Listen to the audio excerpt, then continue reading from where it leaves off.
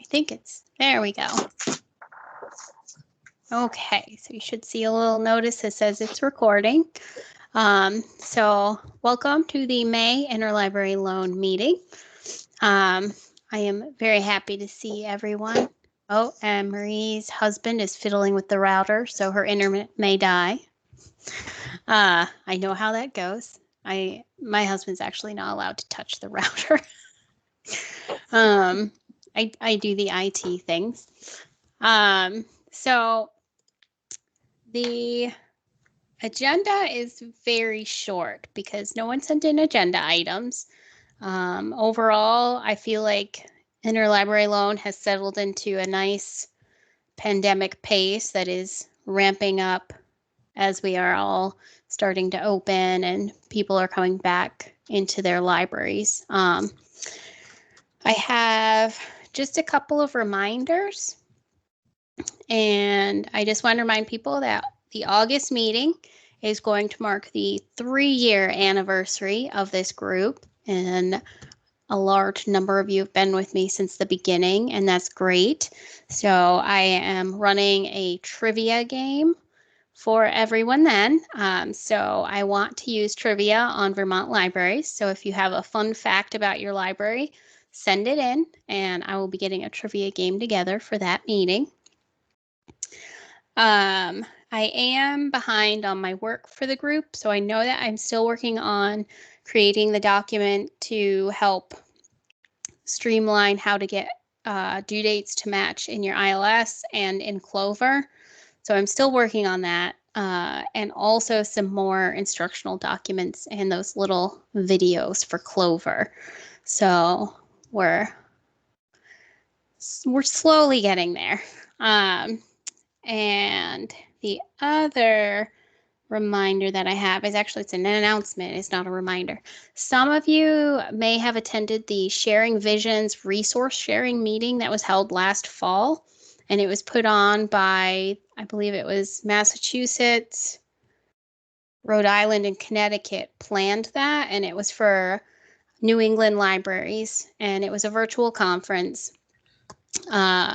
And this year they actually opened up the planning committee to all New England states. So I'm on that planning committee, and I wanted to let you know that there's going to be a half-day resource sharing conference in the fall. So I do not have a date, and we are still planning out the topics, but it will be a half day, most likely in the afternoon, resource sharing conference. And I think it's going to lean towards either e-resources or ILL advocacy. So we'll see. We had lots of topics thrown out at the last meeting, but I will bring updates as I have them.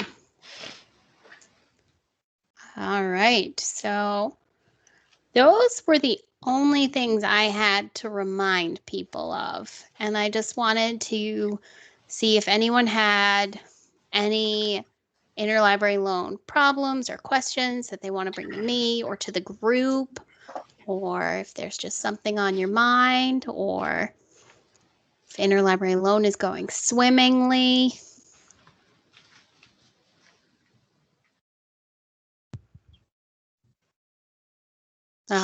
Michelle just announced that Fletcher Free is going to Koha, so that's new and exciting. That's exciting. Yeah, we're excited to go away from what we're currently using, and we understand that Koha is really, really easy. But if anyone has any tips or information that I should have for, working with the ILL with that, please reach out. I would love any input. I think once you guys switch, we won't have any Polaris libraries in the state anymore. Really? Yes, I think we are now out of Polaris and Mandarin. Wow. Nice. Yeah. Well, we like to be, ahead of the game here, so.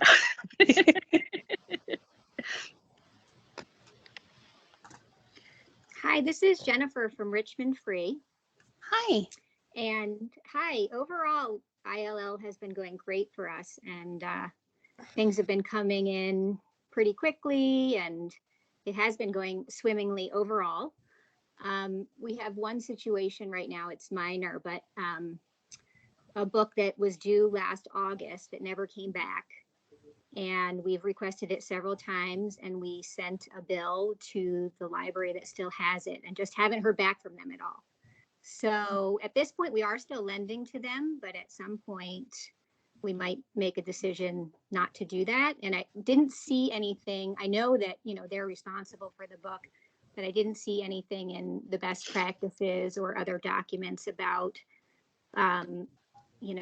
stopping lending in a situation where a library has a book that's over, say, 6 months overdue or something like that. This was, again, due last August. So you are allowed to stop lending to them. I usually go with the treat them as a patron, and if they hit, I don't know if it's a certain threshold of lost items or overdue items. I had one library that had, I think it was 4 very overdue discussion books, and we said, well, we can put these in the mail, but you really have to send these other ones back. So I think it's a judgment call, but other libraries might have written policies for this. yeah, Anyone? just curious if anyone does.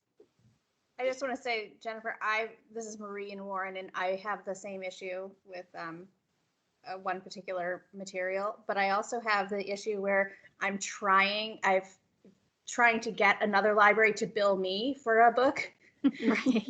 and I'm not getting any response at all. And I just want to get that off of my Clover. Right. I just want it gone from the list. So I'm not sure how to, how to make that communication more effective between us. Can I so sometimes you need to reach out to somebody else in the library. Is that, sometimes an email's not getting through, or it's going to their junk, and hopefully none of this is with Fletcher. If it is, I'd love to know. But sometimes it is effective to reach out to somebody else, because I remember that a lot of these small libraries have part-time people or, volunteers who are doing it that just may not be as aware. Yeah. So I think that's a good point. And sometimes a phone call is more effective than the email. And we have tried phone, email, and mail, but it's time to maybe try the phone yet again. So yeah, and maybe somebody else. Yeah.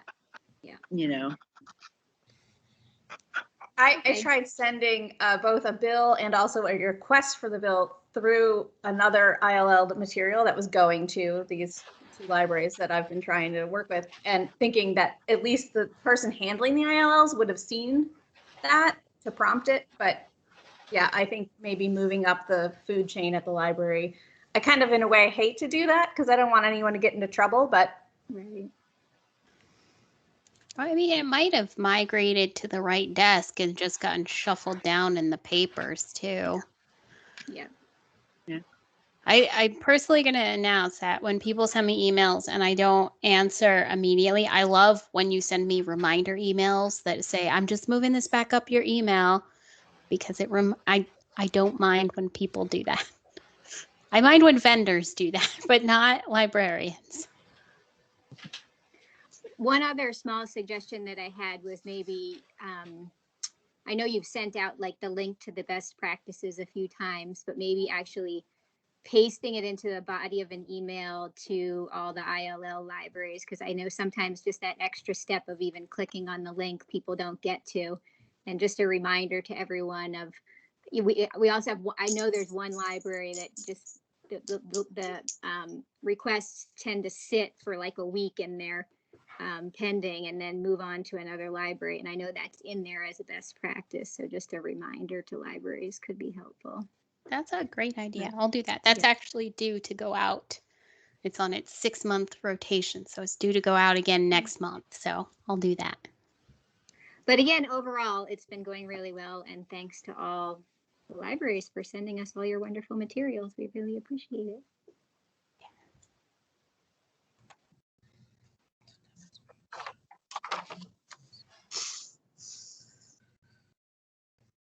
Can I put in another plug for Kit Keeper? Sure. So I'm not sure how many of you know that GMLC has been doing a pilot with Kit Keeper, which is book discussion kits. And we are kind of heading it up a little bit. We're kind of, working with other libraries, training and stuff like that. But currently we have 29 libraries statewide and 350 kits. And all you need to join is one kit and the willingness to be responsive and responsible for the kits. Most of the kits have 10 books, 8 to 10 books. You would borrow just one kit instead of interlibrary loaning 8 to 10 copies.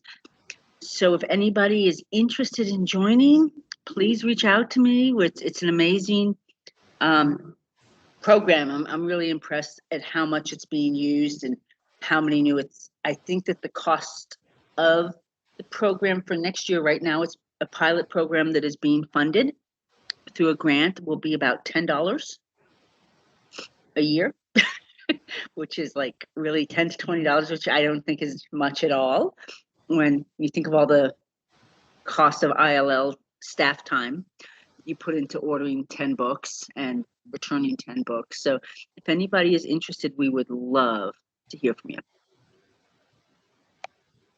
Is it open to non-career libraries or is it career libraries only? I am not. Wow, good question. Who is asking? Oh, sorry. This is Kim from Hartness Library, Vermont Technical College, CCV. Okay. Reach out to me and I'll find out the information for you, Kim. Okay, thank you. You'll find my email on the website. Or yeah. And Jenny at Charlotte has her hand up. Yeah, I had some other things maybe a little bit later. I kind of got tuned in a little late. But anyway, on the Kit Keeper, I know here at the Charlotte Library, we've been considering or trying to get organized and able to be able to participate in that. But I know, I think that we've already asked questions about how it's connected with Clover and whether we can make requests through Clover for Kit Keeper books and those sorts of things, just to kind of consolidate things a little bit so we're not looking in a couple of different places. So I guess my questions would be about that and whether there's been some coordination with between the two, and if so, what kind of progress is there? So Clover does not connect to Kit Keeper at all. They're two separate systems, and my understanding is that libraries are able to make the sets that they put in Kit Keeper available in Clover, but they're going to have to remember to log into Kit Keeper and update when those sets are checked out elsewhere so that they're not available for reserving in Kit Keeper. Okay, Michelle's nodding, so I got that right.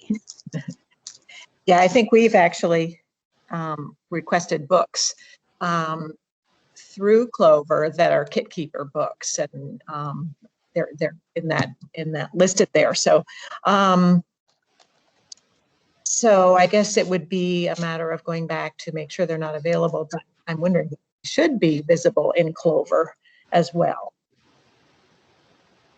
I'm gonna guess that varies from library to library. Totally varies from library to library, because we are not trying to tell libraries how to handle their own materials. We're just asking them to be responsive to the commitment that they've made to keep Kit Keeper updated in a way that it will, you know what I mean? So that if you are loaning a book out to somebody else in a different system or to one of your own patrons, you update Kit Keeper so it's not available for somebody else to see that, it would show as unavailable in the Kit Keeper system. So we're not trying to tell you what to do with your kits or how to handle things in-house. It's simply saying that these kits are available, update this system. It's great. I mean, I come from a long line of many years in interlibrary loan and resource sharing, and I'm just really kind of impressed that this many libraries can own this many kits and make them this easily available through the system, you know. Kelly has her hand up now. Hi, I was wondering if you can tell me what library you're from, Michelle, because it doesn't say on my screen. I'm sorry, I'm with the Fletcher Free Library now in Burlington. Awesome.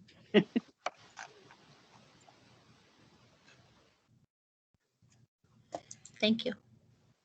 All right. And let's see.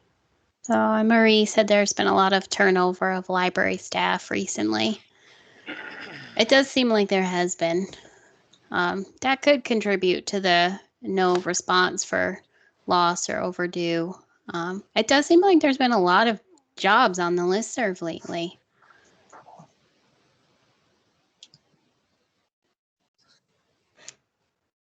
All right. Did anyone else have? I think this is going to be our shortest meeting ever. Oh, Jenny. Hi, back again. I had a couple of questions. First of all, I was wondering about the retry in Clover, the retry section. When things come back in as retry, sometimes because there's a message in them that says you should search another, you know, in order to get books from Vermont libraries, search another record. And more recently, there was a message that came back because I had put a message in the borrower's notes that courier libraries were preferred. We'd be happy to get books from other libraries as well, but it came back with a message saying request from courier libraries, and I sort of wonder how that section works. From my point of view, it feels like things sort of get in there and then you have to start again from scratch. They kind of get caught up in retry. But go ahead. So retry is a little tricky. If you retry, what it's going to do is look at the lender list it built for that record, and then it's going to look at the reasons it was turned down at the libraries, and it depends on what reason they listed when turning it down. Like if they said will not supply, item not available, and you'll see in brackets retry or unfilled. If everybody chooses unfilled except one library chose, item unavailable, retry, then your new lender list, when you send that out again, is only going to be that one library. So it leans heavily on what other people listed as a reason to not supply it. So a lot of times it is easier to go start a new one, just because of the way the system has those reasons for turning down the request. Okay, and that message is coming from the state default lender. Yes, that comes from Linda. Sometimes she's very short with her responses, and so it just means that she wants you to look at courier library records and try those, because once it gets to us, sometimes we don't see all of the courier libraries listed, and sometimes we do. It gets tricky at that point, but normally what she sees is, oh, it didn't go to this courier library, so you said you want courier libraries, so try another record and have it go to more courier libraries. Because when you retry, it's not going to it's not building a whole new lender list, which would be much more convenient, and is something I'm going to ask Autographics about. So, and also you can't directly from the response in retry, you can't request it again, even though it gives you some options to take some actions. They won't result in any actual requesting. It depends on that one. It just depends on what the lenders said for their reason, which a lot of times people just go with the will not supply and then hit submit and they don't choose a reason. And in that case, it just goes to unfilled. Mhm.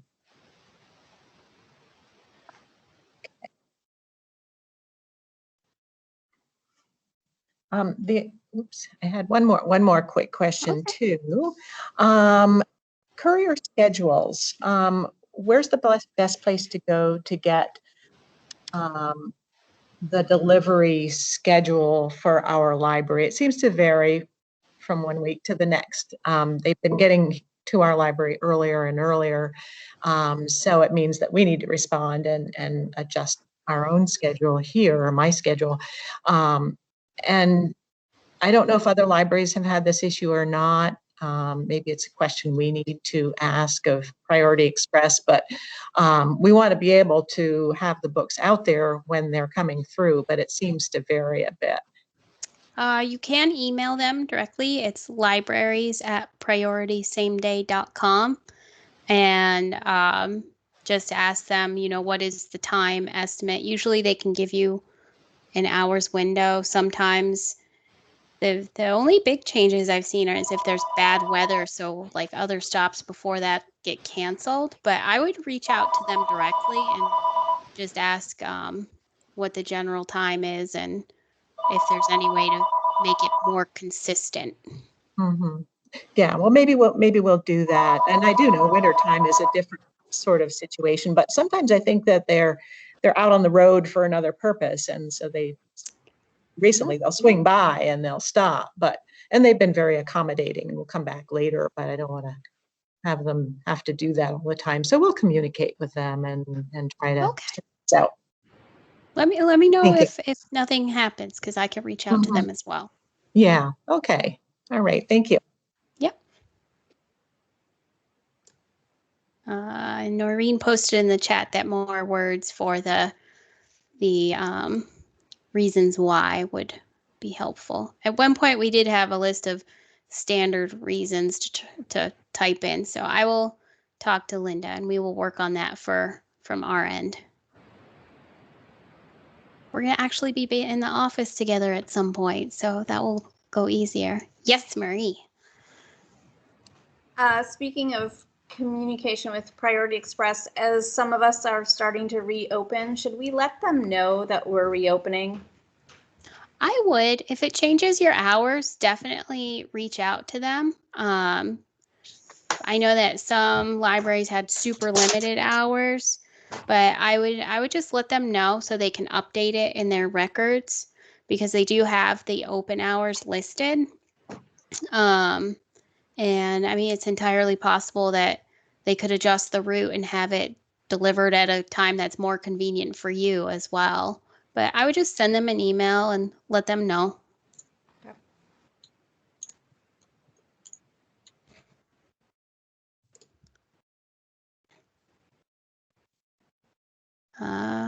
Wow. Adrian said that they had one courier bag delivered on the same day as the ship date. I don't know if I've ever seen that happen unless they like picked it up, sorted it, and sent it right out. That's nice. That holds the record. Or the person who wrote the ship date is like me and can't ever keep track of what day it actually is. I have to look at the calendar a lot. I thought it was Friday today too. Jennifer. Yes, that reminded me. It sounds like you want us to continue to include the ship date. And I just want to clarify that it's largely for Priority Express's purposes, not Yes, ours. it is. Although if we note that something is taking a particularly long time, should we alert you to it, or? Yes. Okay. Yep. It does help Priority. It is basically entirely for Priority, because mostly it's if they do end up with a clog in the system somewhere, like they had. It was maybe January was the big, there was this weird mysterious backup, and that's when we had you start writing, unless it was longer ago.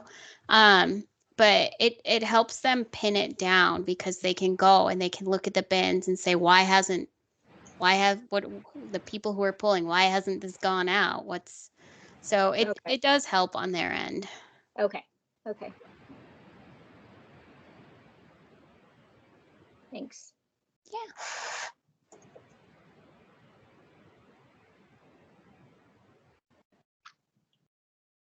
Anyone else?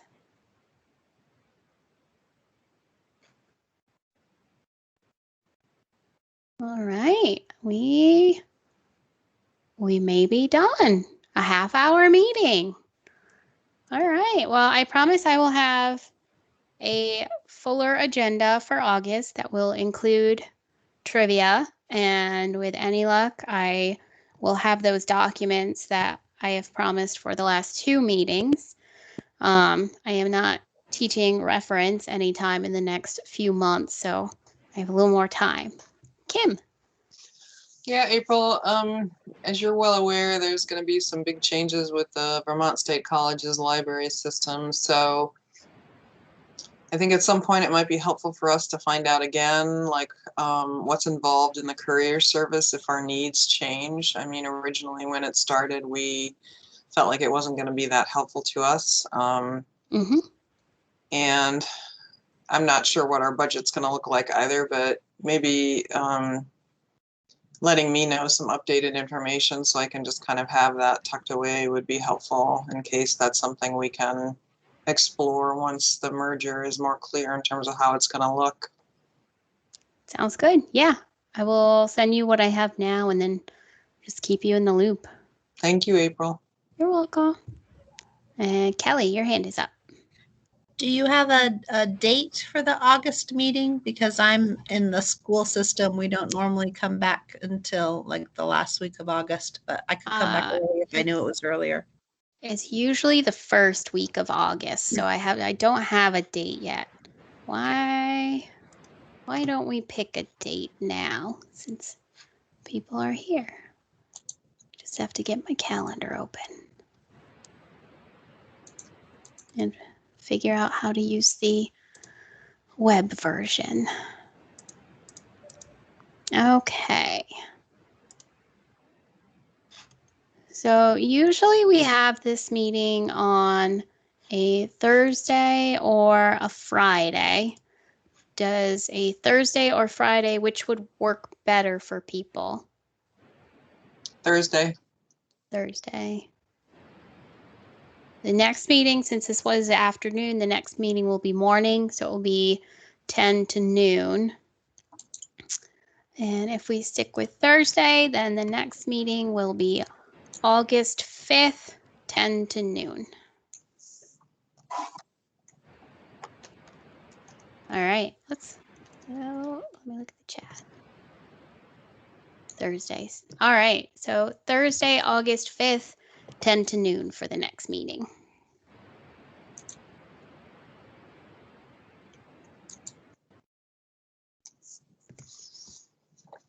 Okay. I guess that's it for today. If you have any interlibrary loan questions, concerns, problems, just send me an email. Call me. You can call me. My Wi-Fi calling is a little bonkers, but email is a very easy way to get a hold of me. All right. I will see everyone in August or sooner. Thank you, April. Thank you. Thanks. Bye-bye. Bye.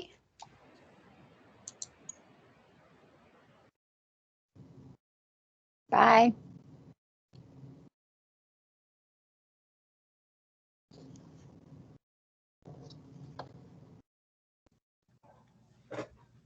April, I will type up these meeting notes and email them to you.